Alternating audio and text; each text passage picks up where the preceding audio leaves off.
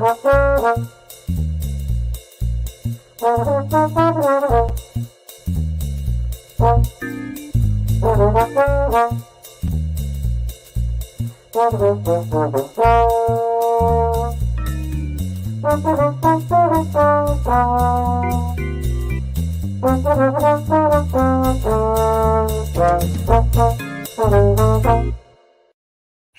and welcome to Hey, we like your pod. And we're going to tell you why. Hi, it's Dawn here with my trusted partner, Matt Pickett, at halftime. Chiefs. I never know which one to say first. I think you're supposed to say the visiting team first. Okay. So I think that's the protocol, but I'm not totally sure about that. I think that's what it is. Awesome. Well, then Chargers, Chiefs, and Bolt Up, baby. Are you rooting for either team, or do you not care? They're both such good teams with amazing quarterback play that it's just like a joy to watch both of them on the field in the same game. But I really do like the Chargers for a lot of reasons, and so I'm more rooting for them. And Justin Herbert, he's so good, and just the fact that he hasn't been in the playoffs yet, right? I don't think so. 2 years as a quarterback? Yeah, it is infancy. In his infancy, yeah, he has plenty of years left, but still, like, he hasn't. So, like, of course, I'm rooting for him, and Mahomes is amazing, and it's fun to watch him. But no, I'm rooting more for the Chargers. I imagine you are too, right? I am. I love me my Herbie the Love Bug. That I did not make that up. I've heard that said. I love Justin, but did you know Khalil Mack was on their team now? Yeah. Forgot about that. I was like, oh, not bad. I mean, like every offseason, there's a lot of moves and stuff, and it's hard to keep track of all of them. But like the people who come from, the Bears or the Vikings or the Lions, they tend to stick in my head better. So, yep. Well, if you're listening in, or excuse me, if you're watching live and you want to place some comments wherever you're watching, feel free, and we'll get to the comments at the end. But we are recording a podcast now, so we don't want to interrupt the so-called flow, if you want to call whatever it is that we have going on here. Flow, sure. Yeah. So how was your week, Maddie? Week's good. We were in Wisconsin over the weekend visiting. I was visiting my family. I was at a family reunion, I should say, really. Turns out, I found out later that I was like 10 minutes away from Todd Varney at one point. And if I had like thought ahead and like worked something out, I could have seen him. Would have been great, but that's okay. It's okay. I'm gonna actually see him for the Cowboys game. So go to that with Yay! him. I'm so jealous. Very excited about that. But anyhow, a great trip to Wisconsin. Brought back a big old thing of spotted cow, and got a chance to see some aunts and uncles who I haven't seen since before COVID. Yeah. Kinds of people that my kids don't even remember. So it was a really great time. It was a great time, and a lot of driving, but still totally worth it. And I'm good. I mean, it's been a really busy week, but that seems like every week these days. So what are you gonna do? Yeah. How are you doing, Dawn?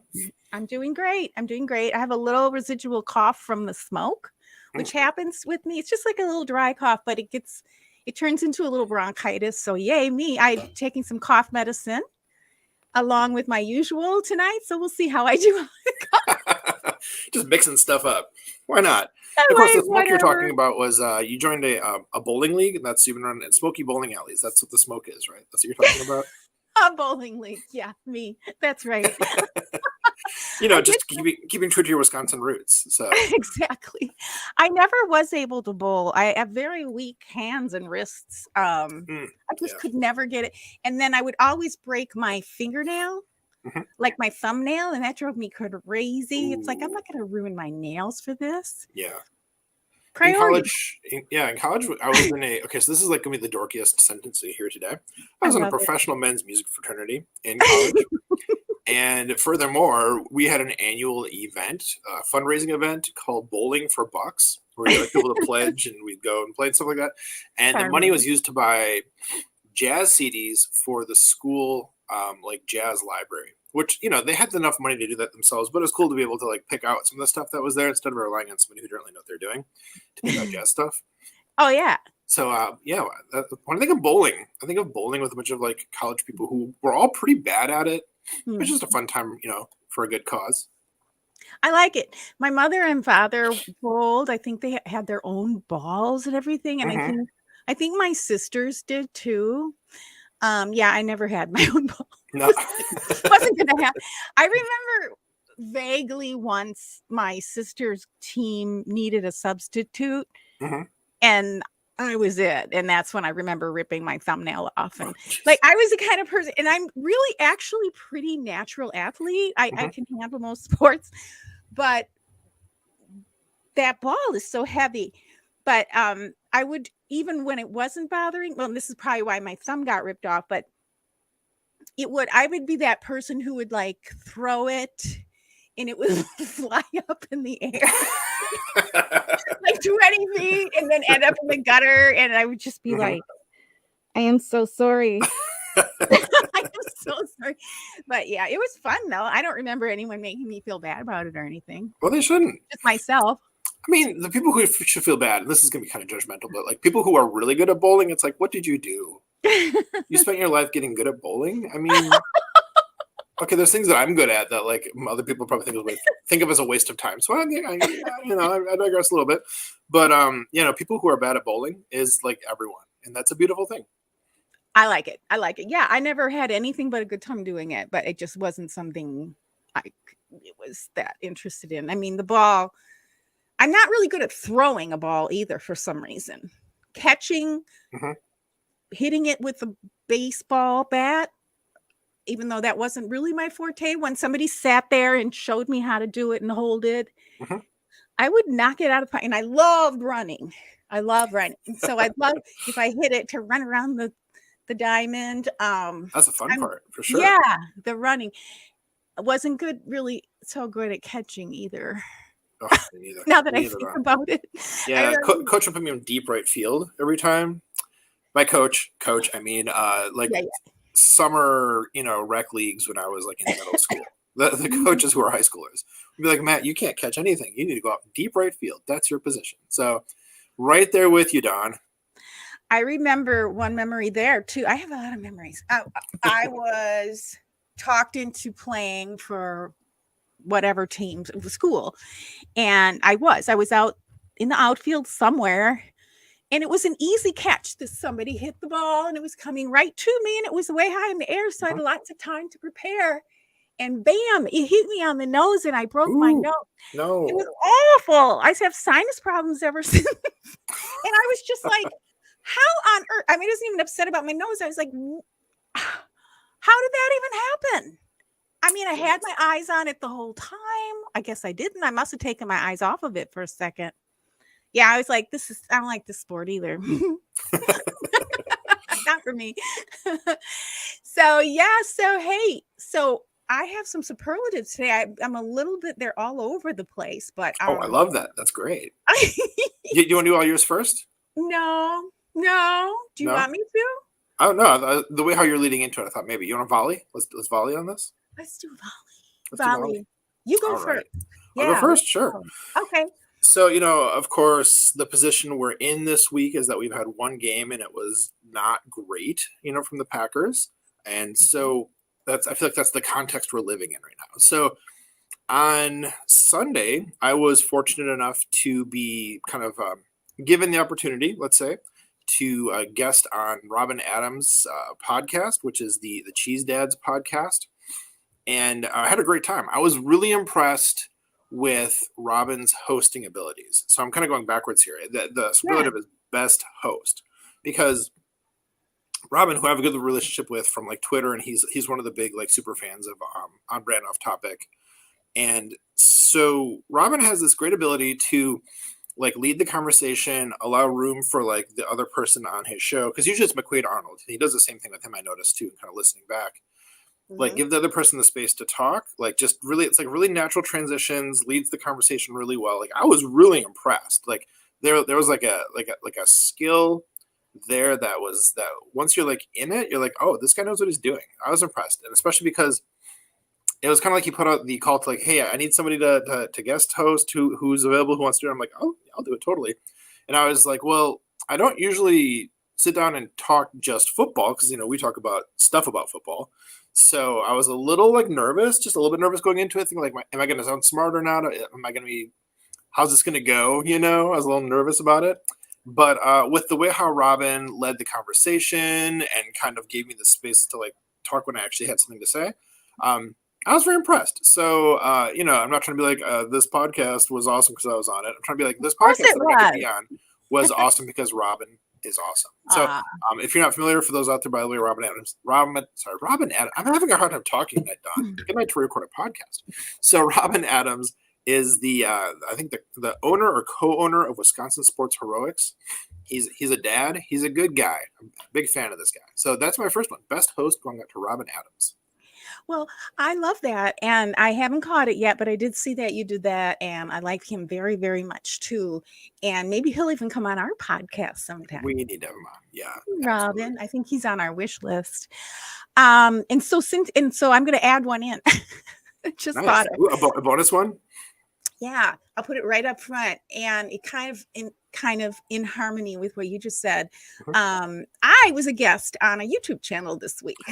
Totally forgot about it. Yeah, he's not football related. It was a law related one because those of you who know who I am and who follow this show know that I'm interested in law, and that's kind of like my little side hobby. And I follow this fantastic lawyer. Her name she calls herself Judy the YouTube lawyer. She's adorable. I love her so much. And so I'm calling her the best YouTube lawyer this week anyway. There's so many good ones. So I hate to say best to anyone because I follow so many, but I love how she, what she does is really cool. In fact, we should do this. I'm thinking about maybe we should do this for our live streams after we're done with our podcast for those who are watching the live stream. She drops her StreamYard invitation link in the comments for anyone who wants to pop on with her. Oh, wow. Yeah, so we could just have people right here instead of just commenting. You can chat with us. But anyway, she does that. And I just think that's really inclusive of her and very cool. And what I like about her also is that you can tell how interested she is in other people. Mm-hmm.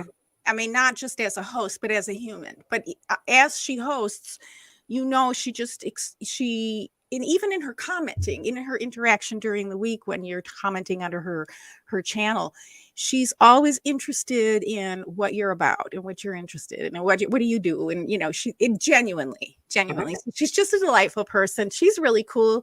She's in North Carolina. She, her channel is called Asian American Legal Focus because I believe she's from Taiwan, if I'm not mistaken, or her family is Taiwanese American.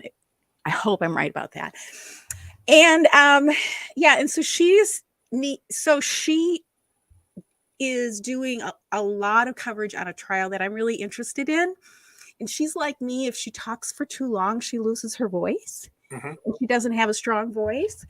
And so she sometimes needs help because she reads through depositions and things that is such a service if you're interested in something, because it's like you don't have to sit there and read it. You can be listening to her read, or her and her guests read these long legal documents while you're doing something else. You're cleaning your house or cooking or whatever you're doing. So she's really providing an incredible service, but sometimes she needs help reading. And so I helped her read some this week. And so that was good. But yeah. Neat. Yeah. And I've met, I've met great people on her channels and the commenters, the followers and stuff like that. So best YouTube lawyer, Judy, the YouTube lawyer. And then real quick, my first real superlative, I'll tell you, is worst metaphor. And I don't even want to say it because it's so bad. Oh no. Why is everybody started last year, but why are people saying, like this player is CRAING the bed? Why? Do you think we cannot say that word and keep the G rating? I don't know. Is that? No, I just don't want to say it though, because then I'm saying it. I mean, where did that come from? Like, who even does that? Like, even children don't do that. They go. I mean, I'm not gonna say I've done that recently, but like, you've never done that? Not to my memory, but maybe I did when I was a little baby. But I mean, you probably had diapers on. So potty bed, and that's what I was gonna say. Why not say, maybe somebody has poo-poo in their diapers? That'd be a little. Well, someone has diapers on, you'd expect poo-poo to happen because like that's what a diaper is there for. It's to catch it. Whereas, I mean, okay, the phrase is gross. It's gross. But I think it's effective because like what has your life come to that there is feces in your sleeping quarters? It should never happen that way. So like, in that way, Chargers with the touchdown. In that way, it's are they back again? Are they playing? Oh yeah. Oh my gosh. Yay! Okay. Like past midway. No, almost midway through the quarter. Sorry. Anyhow, distraction. So yeah, no, I think it's a good phrase for that reason, but it's disgusting to hear. So I'm with you on it. I'm with you on it. Yeah, please stop. Just stop it, and also quit with the squirt. You don't need to use the word squirt. Squirt? Mm-hmm. Where's this coming from? Wait, what do you mean? During the games, the announcers, he just squirted out of there. Like, what? Why? It's almost as bad. Oh my god, Dawn, we should do a show just on like the worst things that announcers say. Talking about the D with the penetration. Anyhow, there are so many things. Hashtag metaphors that need to cease. Yeah, we should have a show. Yes. So there you go. There you go. I've got 2 already. That's hilarious. Sorry, but I can't stand it. And I noticed one particular podcast was using it. Now it's like everyone's using it. It's like, isn't that weird how that happens? That's how things happen. There was this 2-week span last year, Dawn, where somebody said Murderer's Row, and then all of a sudden, like spread, like everyone was saying Murderer's Row. It's like, okay, like I don't know how this caught on. That is weird, but it. Yeah, this one's gonna stick though because it's football and it's boys. So, okay, there I said it.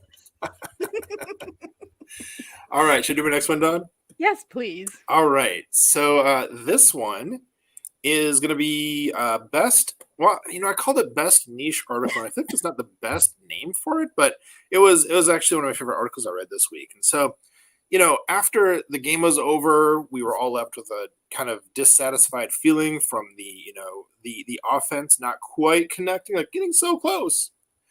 And side tangent for a second here, Don.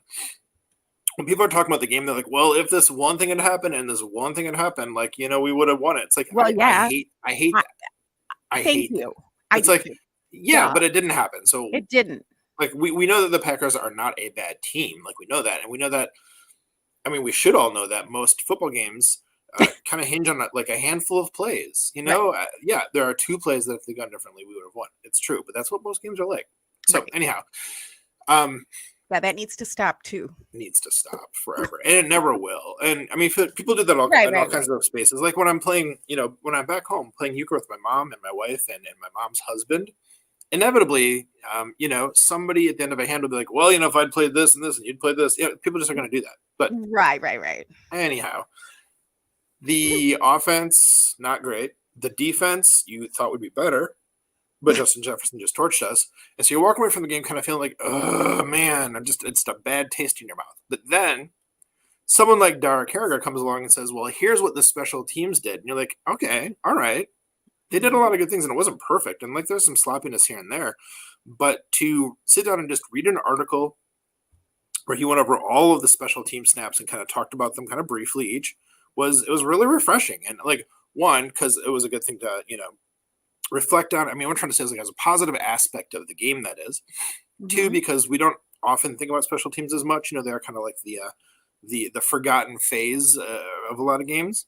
But then 3, just because Dara's a really good writer, and I haven't talked about his stuff in a while, I feel like. So gave me the reminder to make sure to check his stuff out more often because he's a really good writer. So let's just call it best article. I like it. Yeah. And I'm sorry I'm looking down, but Amazon is making me re-enter my password. And evidently, I'm not doing it right. And I need to put this game on. So I'm sorry, everyone, if I'm listening. Yay to Dara. And good for him. And he didn't say that, right? Because obviously, and I felt like, sure, it was only a couple scores, and if this happened and that happened, in all games are that. All games. Yeah. I mean, unless it's a total blowout, then it's like, okay, well, this was not close. But in any game that's even 2 or 3 scores, difference. Mm-hmm. Yeah. Yeah. Yeah, okay, sorry, I'm putting my OTP in. So I'm sorry, I have to get the game on. Should I go to my third one while you're getting that set? Go for it. Yes. Okay. Well, my other one, my final superlative for the week is best counter argument. So one of the most popular and seemingly justified takes on Twitter during and after the game was, why didn't we have Jair Alexander, on Justin Jefferson the whole game? Why didn't we just do that? Right. So of course you are going to get the perspective of somebody who's really good at understanding defense, is going to come in and explain, like, well, this is why, these are the reasons, and here's what they actually did. And you know who that was, huh? Sam Holman, our resident expert in Packers Twitter on defense and defensive strategy and structure and everything else. And so seeing him talk about how if we had Jair on him the whole time, it would have been like basically switching over to man, which has other problems it's going to have with it, given especially the receivers that, like the decent number of receivers that the Vikings have with Adam Thielen and the other dude whose name I can't remember, and also their tight end. Okay, all the names escape me suddenly, but they have enough good receivers, that it would have been a real problem just covering him, because then other guys would have been getting open. And apart from that, they were actually trying to find ways to double team him on 70% of the snaps, which is kind of like, wait, what? Yeah, that was a thing. Like, it was a thing. They were trying. It was some bad play from the corners, and like Eric Stokes had like one of his historically worst games of his career to this point. So like that's unfortunate. Like he got burned a lot, but I don't think that that's what we're going to see from Eric Stokes most weeks. I think it was kind of an anomaly, and maybe because it's the first week or whatever. So like reading some of Sam's intelligent, insightful commentary on the defensive performance not only made me feel better about the defense going forward, but also about, so like Joe Barry's not stupid, and these coaches know what they're doing, and there's a logic behind it that actually is sound. It just didn't go their way this time, and some of the execution was bad, but that's the execution and not like the scheme or the coaching. Good. Well, I'm going to read both of those articles. I didn't even want to talk about the game. As you've noticed, I have been avoiding that subject. It's like, just okay, next. Oh, and a clarification, actually, Don. So Sam had a couple of tweets, a couple of podcasts. I'm not sure if there was an article about it or not. Yeah, I'm sure he could have. Oh, so about this defense. So I started with like a couple of tweets I saw then on his podcast that he also does with McQuaid. McQuaid's everywhere. Which is the Wisconsin Sports Heroics podcast on the Packernet, podcast network. So he talked about it there. Okay. And then he also talked about it on JJ Leahy's Cheese and Packers podcast, also on the Packernet podcast network. So I talked about it in both of those forums, and then also, or fora, I think we say, and also in a couple of tweets here and there. So just to see like this, this knowledge being displayed and countering against these hot takes. I always like to see it. Right. So. Good. Yeah, he did have a couple good. He had like a thread there, didn't he? For that. Probably. I was trying to go back and like track it all down and like put it into our show notes. I got a couple of things, but I was like, I know there was more than this. So yeah. He's Sam Holman. We need you for times like this, but we need you all the time. All the time. We love you all the time. Okay. So do you have the game on now? Do you have? I do. It's commercials, right? It's commercials. Yeah. Okay. All right. So what's your next one, Don? Finally. Well, I took it off my computer and put it on my phone. In my defense, sure. I didn't want to because. Anyway, okay, so there was an interesting. Okay, so I'm calling it the most interesting mainstream analysis on this game, and let me see what it is. That's not it. Hold on. And I'm just going to say it's from Touchdown Wire at USA.com, and it was written by. Shoot, where did it go? Hold on, let me quick show you. I am so sorry. See, I am a mess today. Was it by Zach Cruz? He writes for them. Although so does Paul Brettel now, right? Paul Brettel also writes for them now. This is from Doug Farrar. Oh, and nice. Awesome. It's called The Packers Didn't Have a Plan for Justin Jefferson, and it showed. Wait, is that it? I guess that's it. But there's more to it. So just read it. Let me know what you think. I'm not going to say more than that. But I'm calling it the most interesting in terms of the mainstream analysis. Most of the mainstream analysis was just kind of. Justin Jefferson was amazing. Look how good Justin Jefferson was. And he was good. Yeah, he's good. Yeah. Yeah, and they did a good job. And I'm happy to say it. They did a very Good job. Good for them. Yay. No, I mean it. I mean, you want to have good games. You want to have opponents that are worthwhile, right? And I felt, so that's all I'm going to say. That's all I'm going to say. I'm going to shut up. All right. Because I'll check it out. I'll check it out for sure. It was so not fun. It was so not. It's but then we had last year with this first game going like that. Mm-hmm. So that's right. Just keep telling yourself that. That's how we stay buoyant. It's like, you know what? Last year went pretty well after the first game. So, yeah, first games don't mean everything, but we'll see. You know what? And it could be a lot of things. We'll find out. We're going to find out. That's what we're here for. We're going to find out. Okay, and with that, I'm going to just as a more positive thing, funnest victory celebration. Oh, okay. Midwest body surfing. That was San Francisco versus Chicago Bears. Did you see all of that rain and them sliding around? And it was so fun. Couldn't watch the game, so I was still driving back from Wisconsin during that one, but definitely saw the pictures afterwards, and that looked awesome. And you know what? And those players had a lot of fun. At least the Bears had. Yeah, well, the Bears did, yeah. Yeah.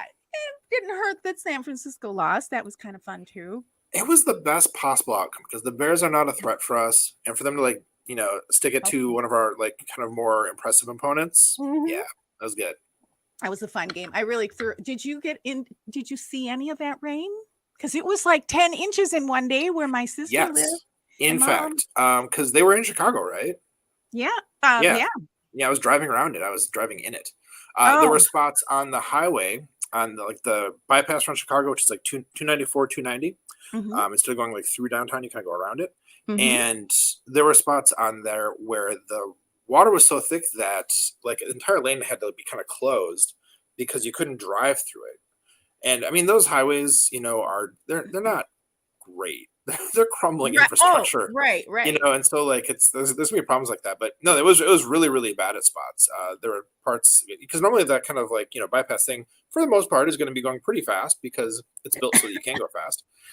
But no, it just it went to a crawl at spots because basically trying to drive around a lake, in the middle of the highway there. So no, it was really bad. It was really bad, and rained almost the whole entire way driving home. Almost constantly. Man, so, that's dangerous. I'm glad you're okay. I'm a very positive person, so for me, it's the sun isn't in my eyes, and I appreciate that because that's tiring. There are stressful moments when the rain's really coming hard, and it's really that's difficult. But for the most part, it was mostly just kind of a medium level rain, just some really hard stuff around Chicago. So yeah.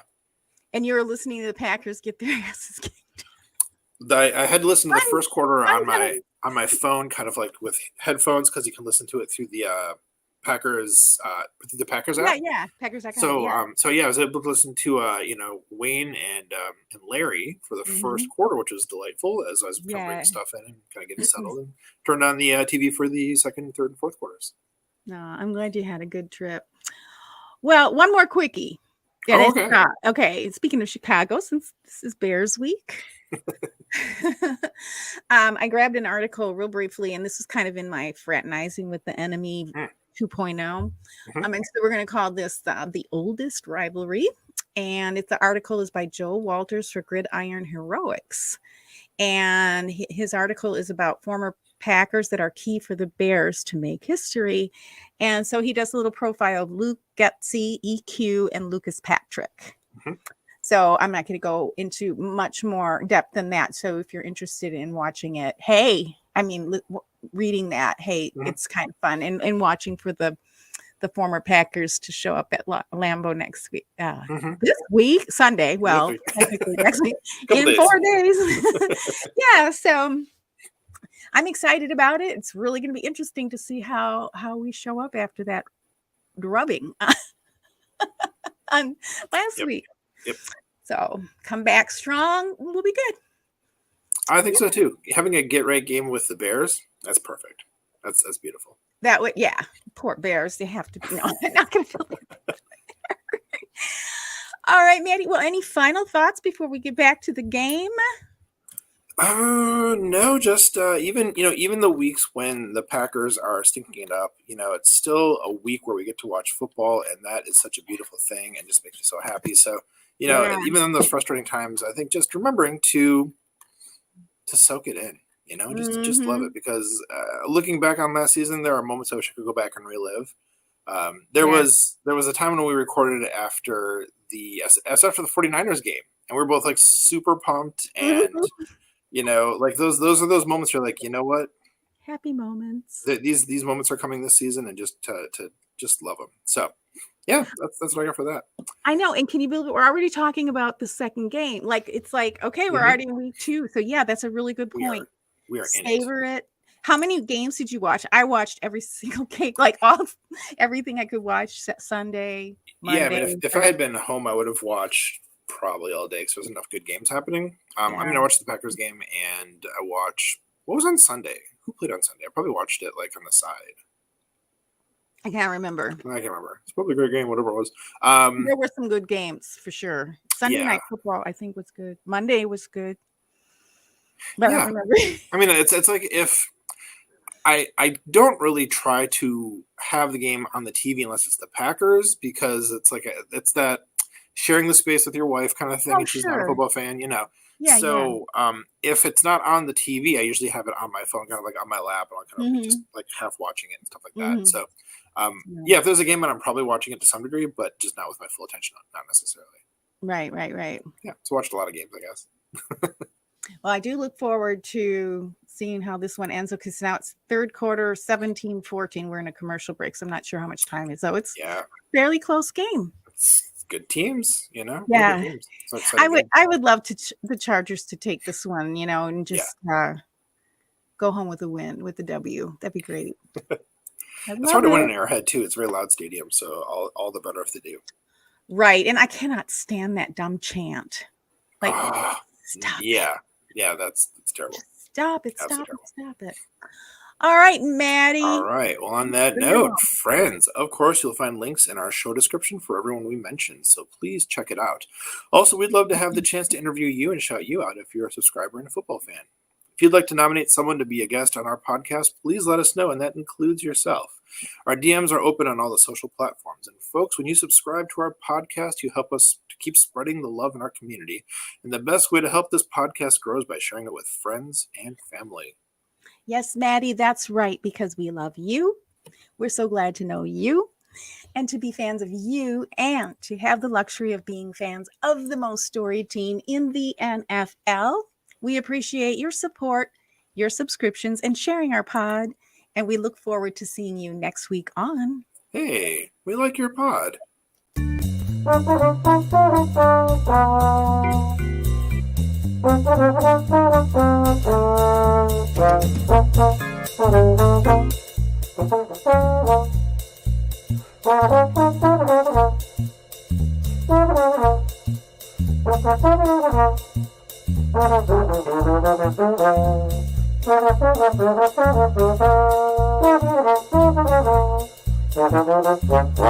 Football in general comes down to discipline and people owning their roles.